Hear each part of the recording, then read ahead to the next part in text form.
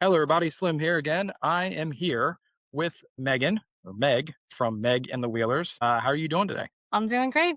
I'm good. Great. Been doing Thank you for spring cleaning. Cleaning as much as I can right now as the weather's nice. You can open the windows. absolutely. It's very hot and humid here, so but it'll be 65 in a couple days, so I'm looking forward to that. Mhm. I appreciate you taking your time out to just spend a couple minutes with me and talk about your band and the new album. Yeah, of course. Thank you for having me. Yeah, absolutely. So, and again, I'm with the Rugged Revival. If I didn't mention that in my intro, I'm kind of their classic country honky tonk correspondent. I'm going to put a fancy name on it. TJ is probably going to laugh at that when he hears that, but that's kind of what I am. So, before we get started, a question that I did not pose to you before, and I was kind of I was listening to the record on my way home again today. How did you get the band name? And what is the Wheelers? Is there a story behind the Wheelers? Well, Megan the Wheelers, the name came from so we played at a block party. And it was just me and a friend of mine, Rob, who he had been like, I wanted to have a band called 18 and the Wheelers. And so he's like, what if we call it Megan the Wheelers? And then it just stuck. So really that's all it was. It was just like a quick conversation where we didn't know it would kind of keep going from there. Just like Yeah, a block party. it's a cool name. I come from a partial family of some truck drivers, so I figured there was a semblance of 18 wheeler attached to that. So yeah, that's really cool. Okay. Well, Megan the Wheelers' debut album came out on May 1st, Honky Tonk Wisdom. Not blowing smoke. I because I've listened to it all the way through, I think 4 times since it came out. Might be the best record I've heard this year yet. It's really good. I actually really enjoy it. So Thank you. I listen to a lot of music. So like my musically trained, but not really ears, I can sense like production wise, engineering, mastering, whatever you want to call it, that I think a lot of hard work went into it. I mean, I'm sure hard work goes into everything, but like you could tell you guys like were not phoning it in, and it sounded like very kind of precise and like it was thought out. So was there a process either to the song selection or the songwriting or some kind of an approach to the recording that you set out to do with the debut LP? Yeah, so we Megan the Wheelers, my guitarist and steel player, Will Phelan, he like kind of put on the producing and mixing side of this. And so going into it, I think that we had a lot of meetings of like, what do we like as far as sound goes and going from there, right? But then just as songs kind of came together, we had released an EP, like a 6-song EP in 2023 called Midwest Best. Yep. And because we've been playing it for a while, we knew what songs we loved to play, what people were kind of reacting to. And then for me personally, I like to write songs that I want to sing. Also, I like to play songs that I want to play. And then, like, also in terms of, like, an audience approach, we're a big live band, like, we play a lot. Yeah. I think our big thing was, like, what do I love to see when I play music is, like, people's reaction to it. So if people Yep. are dancing, if people are singing along, that's kinda what I'm going for. So we wanted this album to sound like that, like you were at a honky tonk, or if you are listening to it at home, that you're just like, "Let me dance." Like, find It yourself has, yeah, grooving. it has that feeling. So I think I discovered you in the band uh from your Midwest Best EP, and I think it was from just algorithm hunting on Spotify. You can People say what they want about Spotify, and I know it's not great to artists. I've discovered so much music through Spotify that I don't think I ever would have found maybe through Instagram. But at the bottom when it gives you all that, and that's how I found Midwest Best. And so I've kind of been digging your sound now for a couple of years. And I definitely can hear when you just said between that EP and the debut LP, years have passed. This group of songs definitely feels cohesive, and it has a like it's not a themed album or a concept album, but they just all sound like they belong together on this record. It's so nice. I mean, that's the goal, right? Yeah, And so with production and like post production, that was the main goal. You wanted, there's a lot of different sounds on it for sure. There's a lot of yep, different definitely. types of songs, but we wanted it to somehow be cohesive. So that was definitely a challenge. But I think we're all really happy with the way it all came together. Yeah. Yeah, I mean, is that a cello that I hear on Trouble? Is a violin. I don't it's a violin and a mandolin. Okay, I'd have to look. it's a Oh really my good. god. I think I have the right song. It's a very good song. So with the band aspect. I always find this interesting. I've interviewed a few other artists that are in the band, a band concept, but do all the band members have similar taste in music and influences, or because sometimes there might be like a bass player that's wearing a cowboy hat, but like he listens to a lot of jazz or something. And Right. if not, or if so, did you guys pull from other influences outside of country music? For sure. So I would say we all have slightly different musical backgrounds. Like my drummer, Batsiani, he's been with us since like 2018 or something, but he had never been in a country band before. But what I'd found was like everyone has been exposed to, like a Johnny Cash or Willie Nelson. Like everyone Yeah, knows the for sure. people. What we found throughout the years of being like, okay, what do we have in common? It's like, so we all had heard Emmylou and then we're all like fans of Townes Van Zandt and Neil Young. And then, like, country adjacent stuff, like the Eagles, even, like, Lynyrd Skynyrd, we have all of these things. So it's like when we're all together, it's like, "Listen to this. It's my favorite Lynyrd Skynyrd song." Like, this is what I wanna whatever, and so, like, I feel like there are little, like, tastes of that throughout. So, like, when I bring a song to the band, it's like they flesh it out through that, Okay, knowing what I like that has in common with them and sounds that we're trying to aim towards. awesome. Yeah. Yeah, I'm a big Neil Young fan. I took a deep dive into his discography like a year or two ago, and just like kind of found out that he was like way more grunge. Also, he had a lot of country sounds, but he was like early grunge. So Yeah.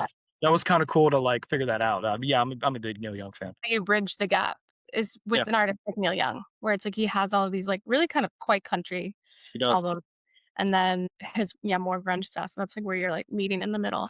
Yeah, and it's a great sound too. So I'm always very intrigued and curious. I've been lucky since I've had this platform to interview like Emily Love and the Highliners out of Portland, and Ramona and the Holy Smokes in Charlottesville, Virginia, close to me, and people in the LA scene and like the New York scene. And I interviewed Daniel Young, who's in like Utah.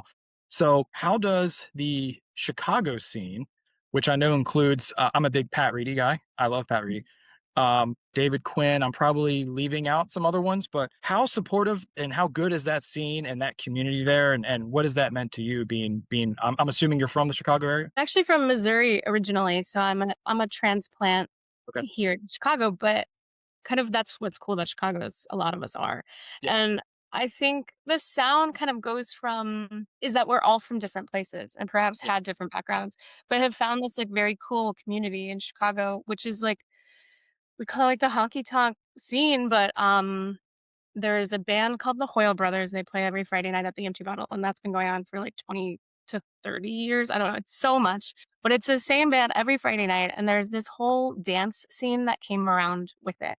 So there's a lot of like really dedicated, fervent dancers. And they started maybe in like swing or somewhere else, the Chicago School of Folk. They have like dance classes and things like that. And so then that's kind of bridged this gap too.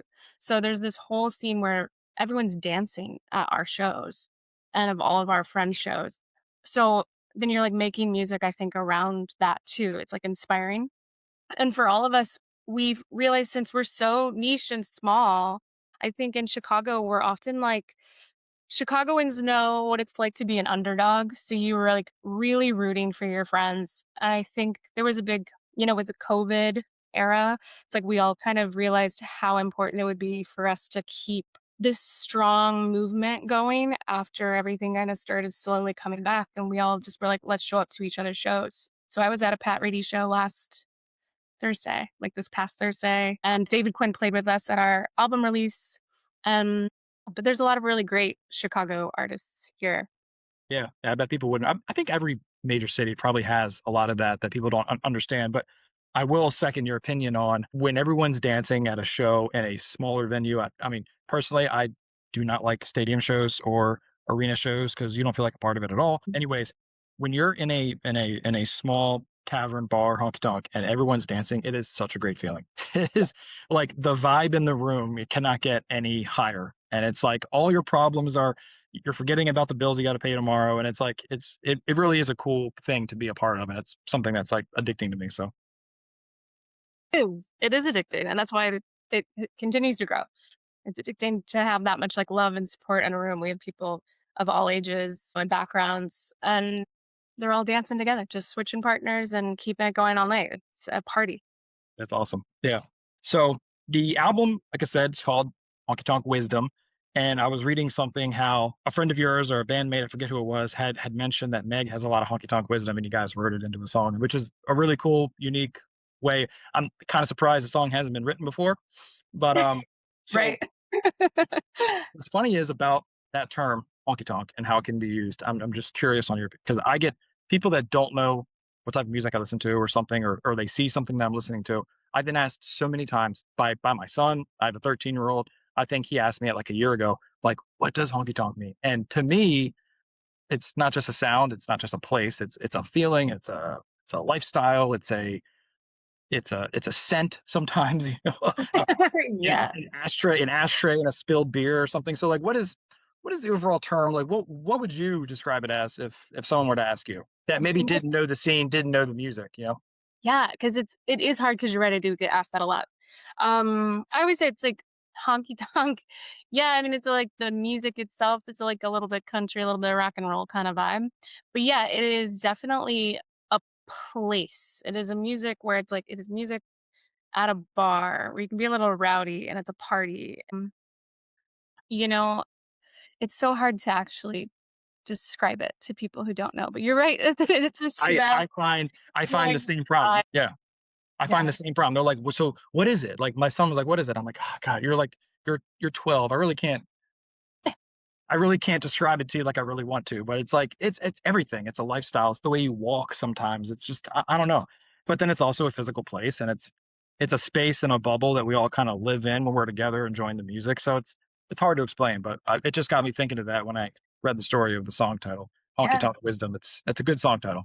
It's a little bit of bar life, it's a little bit of this, but, like, I grew up where my uncle threw a big, like, kind of barn raising thing every year where even as a kid, I was there, and so the smell is there, but I'm like, there's just, like, a aura of, like, the people who are walking in, um, who are, like, looking to have a good time, and I think that's kinda what it is. It's like, let's have a good Yep, time, and yes, let's forget everything else, and let's absolutely, just hang out. absolutely. Short story time. My grandparents were a lot of my followers know this because I talk about it a lot, but my grandparents were in a pretty prominent bluegrass band here in the DC area. Actually, my grandmother is still alive and kicking. She's 93, and she was just getting. I'm going to interview her at some point, but she was just getting interviewed for a book someone's writing about a bluegrass pioneer from DC. Anyways, so I spent a lot of time listening to a lot of bluegrass music, and one of my fondest memories is as older, being 16, 17 years old, taking some of my high school friends out to this little freaking shack on the side of the highway. It was called the Friendly Inn, or yeah, the Friendly Inn, and it was just like a cafe, but on Saturday nights they did bluegrass music. And I remember one time taking some of my friends, and my friends loved it. I mean, there's like 16 people in the place, right? I mean, it's a small place. It's kind of Yeah. bluegrass. This is 2004. It was like me and my high school friends and then old people. But I remember they were playing like Hold What You Got or like a Jimmy Martin song or something. And what they would do is because people wanted to dance, the place was so small, the band would kind of go into like an instrumental break. And while everyone got a table and we moved them to the side so we could dance. Wow. And I remember being 17, 18 and just thinking, I don't care what's going on outside the world now. We're in Iraq, we're bombing Iraq, whatever. There's people downtown at the Ja Rule concert. I'm just throwing out 2004 stuff. But Yeah. I feel like I'm the most important person in the world right now. In this tiny room with like 13 people just dancing to bluegrass music. It was such a cool feeling to be in that little place, which got bulldozed and they built a neighborhood there now. But yeah, I felt like I was a part of something. So Yeah. No, it's so special when everybody's doing that. I think there is a world too, it's like my aunt and uncle had a bluegrass band, and my uncle was like one of, I don't even know, 100 kids, and they always were playing it was like, different instruments, like kind of jug band style, and then they'd, like, bring their own dance floor, wow, put it down. So yeah, it's like go outside, they BYO dance floor, and people are dancing, and, like, there's just such a very, like, nostalgia of that. So I think when you said before, it's like it's addicting, um, I think that's what it is. I think a lot of us are just, like, trying to chase that it's like hot a it tip. is fun. So like I was saying before earlier, I'm gonna go back to a little concept here. So the sound of the LP is very much classic country, honky tonk, whatever you want to call it. It does have a very modern sound to it, and that's a good thing. And that goes back to the production, and it felt like it was very professionally done, and a lot of thought went into it. So was that intentional to make it sound modern and not like you're listening? Because like I can't even think of artists right now, but I do know there's current artists out there. When you listen to their album, I'm not going to drop names. I can't even remember it, but sometimes it just sounds fuzzy, and maybe that was intentional. But like Mhm. I'm going to go on a limb and say like some of the songs on your album sounded like they could be on the radio in a good. I don't listen to country radio, but like they could if you wanted it to, and Yeah. or they could have been on the radio in like 1990s. I was trying to find a comp for one of your song, a couple of your songs. Some of your more like barn burners, a little Mhm. bit of cadence. You sound a little bit like Mary Chapin Carpenter, like the "I Feel Lucky" song. I can hear Yeah. that a little bit, but so I don't know if you set out to make something that was appealing to all listeners. If not, I think you did that. It melds modern and classic very well. Thank you. I think for sure, yes, because I think if you're making something that is rooted in the nostalgia, if it's rooted in the nostalgia, you still need to make it sound current enough. You can't be creating old music. You need to Yeah, be creating something that, like, if you're releasing new music, it should sound at least somewhat like something they haven't heard before. So there's a little bit of that. Like you need to create something a little unique, and that was definitely purposeful. But all of those different inspirations I have, it's like Mary Chapin Carpenter. I grew up listening to 90s country, but my dad also was like, and grandparents were obsessed with Loretta Lynn and Patsy Cline and George Jones. So I was listening to that at their house on vinyl. I was listening to my grandma's radio playing like top 40. And then I still today, there's a lot of country artists who are current that I love and how they've morphed and changed too. So I'm like, I'm listening to the new Casey Musgraves album, but like on the other, another day I might be like doing a deep dive into George Jones. So all of it kind of goes into the same thing. I actually have been listening to a lot of Mary Chapin Carpenter recently too, so I think that's probably, not like, not fully accidental, like, but because she's awesome. She has so many great tunes. yeah, yeah. I don't know. I can't remember if it was Best Intentions or Country Cool or whatever, but like there was like a chorus that you sang, and I'm like, I'm hearing like the "I Feel Lucky" Mary Chapin Carpenter, bug, the bug on the windshield song. I think it's called the bug. Yeah, Sometimes you're the wind she I could definitely sense that. So it's a really solid album. I encourage everybody to check it out. Last little question for you. I don't want to keep you too long. What's next for the band in 2026? Are you going to be touring outside the region? Maybe a little bit more East Coast, I hope. I would love to see you guys live. Yeah, so I'm a little, like, late on announcing these things, but I do need to. We're gonna be in Cleveland at a bar called the Happy Dog, June 25th. We're gonna be in Brooklyn, New York, June 26th. Honky Uh, Tonk in Queens. it's not Honky Tonk in Queens, it's just it's Skinny Dennis. The Oh, Skinny Skinny Dennis. Dennis. Great, great. That's a cool place. Yeah. Yeah, we're excited about that, and then, we're playing a place called the Secondhand Ranch in Philadelphia on June 27th. Yeah. Excellent. So those are our next, like, out-of-date shows. We're still, like, we're booking stuff hopefully in September. We got some stuff that we're trying to plan, so Yeah. Well, if yeah. you're coming back down 95 South out of Philly, there's definitely some places you were talking about dancing for 3 hours. I'm sure you probably follow them, but there's an event. There's an event. It's not a place. It's an event called Baltimore Honky Tonk. Uh, yeah, they do it at a brewery. They also sometimes do it at Mobtown Ballroom, which is downtown. I saw JP Harris there last summer. And they really just tell you to just I mean, he kept people dancing for 5.5 hours or 4 hours, whatever it was. And Yeah. it's high tempo dancing. Everyone's sweating. They're changing partners. That there was not any slow songs. I don't know if they told him that was intentional, but it's a once a month thing. It's like a third. It's like the last Thursday of every month, I think. But like Wayne Hancock is playing next month. That'll be cool. And then, geez, there's another one that I really want to go to that they're playing. Golden Shoals was just there. Dang, I can't remember now. But yeah, Wayne the Train Hancock and someone else is playing there this summer. And so, and there's places in DC. There's a new Desert Five spot in DC now. Catherine Legender was just there Friday night. I missed that show, but I wanted to see her. But yeah, I mean, I would Yeah, love to see you guys here. absolutely. I have my bass player, Brian Weekly, he wrote Country Cool, by the way. He's from Baltimore, so it is Oh, something that's on our list that we would oh, like that's to go. awesome. That's really cool. Yeah, my sister lives there, so yeah, that's awesome. Well, I'll encourage everybody to check out the album, Honky Tonk Wisdom. Please, you guys, all my followers, all 10 of you, you know my motto: go to the shows, buy the merch, buy the vinyl. I do that at every show that I'm at, and I'm assuming you guys are up on Bandcamp where they can buy Yes. merch stuff. Okay, Yeah. Yeah. great. And follow Megan the Wheelers on all your Instas and socials for tour dates. And I'm yeah, on. again, really good album. I'm not blowing smoke. I've listened to it 4 or 5 times all the way through. Defense, I think, might be my best song. My Ah, favorite song. Yeah, I yes. Awesome. Defense was originally I just didn't name it, and I we were calling it Sports Center.